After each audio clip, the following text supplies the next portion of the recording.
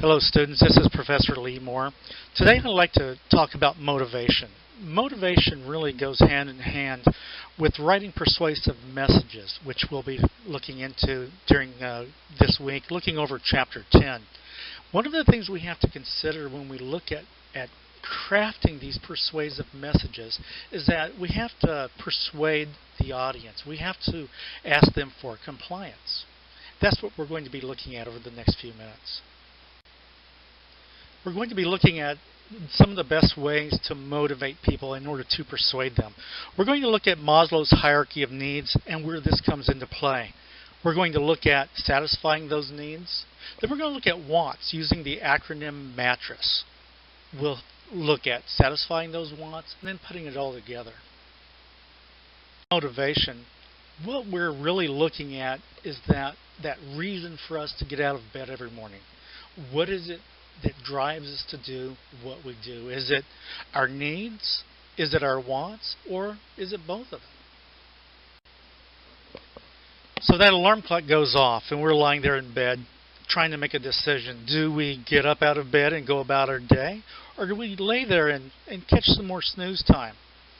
The difference between those people who are motivated and those people who are not. You may be motivated by your wants or needs, and you'll get out of bed in order to satisfy those, whether it's you're hungry and that hunger has motivated you, or because you have to make a car payment. On the other hand, if you decide to stay in bed, the motivation isn't strong enough for you to get out of bed. When we look at motivation, one of the things that we have to do with our audience when we're writing persuasive messages is to find out how to motivate them. We have to understand what motivates them.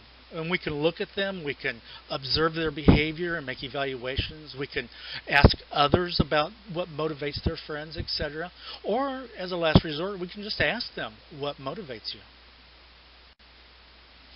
When we look at needs and wants, both of these are very important factions of motivation. When we look at the linear model of motivation, we know that needs cause a drive, whether it's the need to eat, to sleep, to be housed, to find shelter, etc. And we know that our needs creates a drive, and that drive activates a response. The response leads to the goal, and that's the goal satisfaction. Now, the need produced when a goal is achieved normally has both intrinsic and extrinsic rewards. Abraham Maslow was a social scientist who came up with his hierarchy of needs. And the pyramid that you see in front of you is his hierarchy of needs that has been updated.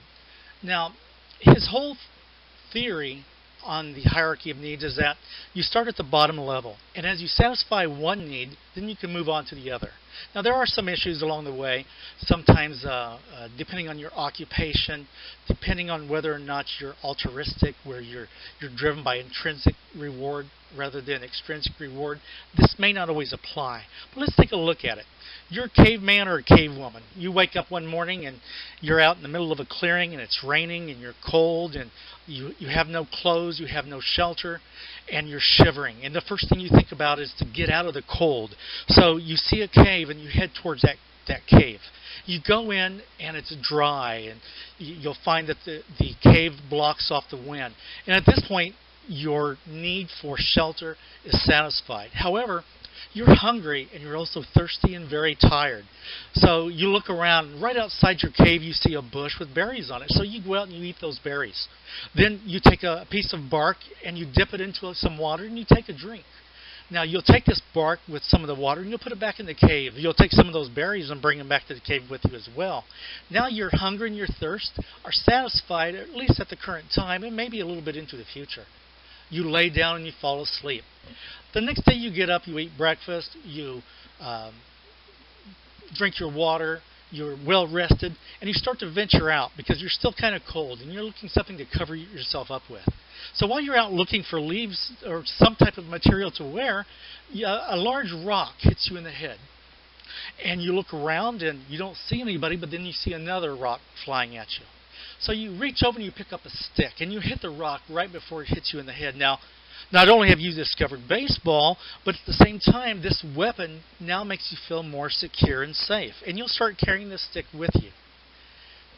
After you've been out for a while and you've eaten your fill, you've drank your fill, you're well rested, and you have your stick, at that time you're going to wander forward even more. And as you wander, you come across a creek.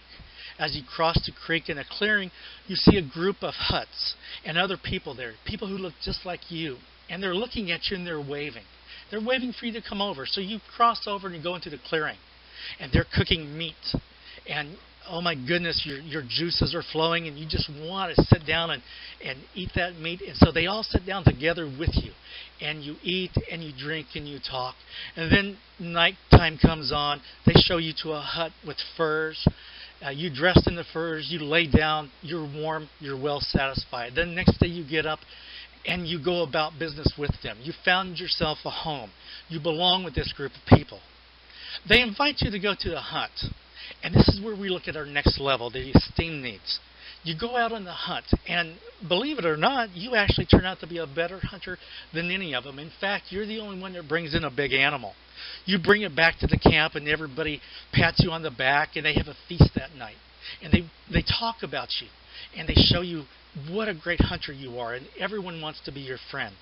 And in doing so, you feel very confident. You're getting the approval of the group and the recognition of the group. And this goes on for quite some time. Now, at this time, you're feeling welcome in the camp. Your esteem needs are met. You feel that sense of belonging. You feel very safe. You don't have to worry about hunger, thirst, or fatigue. But now you start wandering out on your free time. And when you do, you start looking at things. Like, why do these plants grow closer to the creek than where we're living? You know, what is it about the creek? Is it, perhaps it's the water. So at this point, you'll start to explore, and your goal is to understand. You're curious. And curiosity or cognitive needs, it's a need for you to understand. Now, as you learn, you'll find that what little you do learn, you'll want to keep on learning. This brings us up to the next level. And this is aesthetic needs. This is that need for symmetry, for order, for beauty.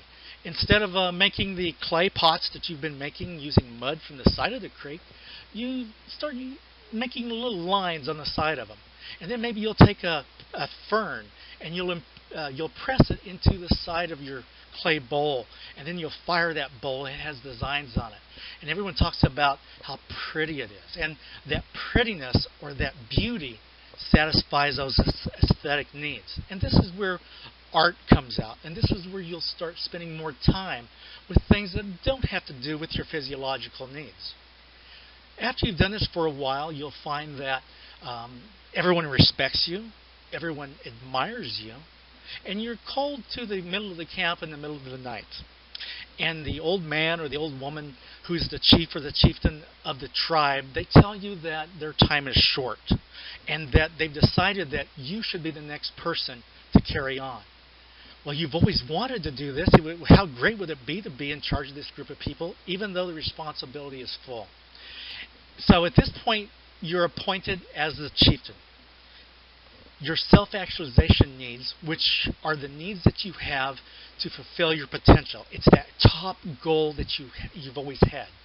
Once you meet that goal, and sometimes these goals are never met, and people may have a regret, or they wish that they would have met it, but at other times, you will find that you're able to meet your self-actualization needs, and these are called peak times. So as you take over and you help lead your people into the next time frame, you're going to find that you become very comfortable in leadership, and you wear it like a second set of clothes. Now you have to start growing other leaders. So you start mentoring other junior leaders, trying to find out which one will be the best to replace you when you go. What you're doing at this point while you're mentoring is you're satisfying your need for transcendence, to help others be able to get to the same level of actualization that you have.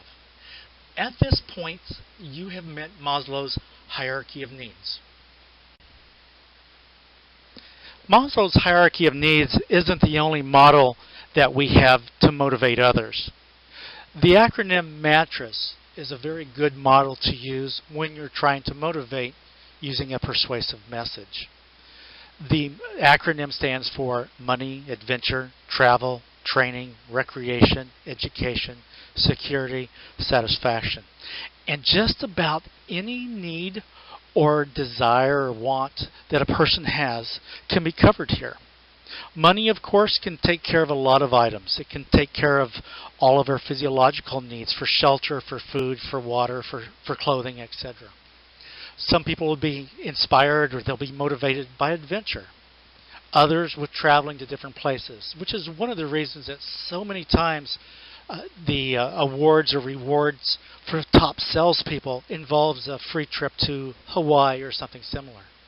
Training, just for the sake of training, is also very important for many people.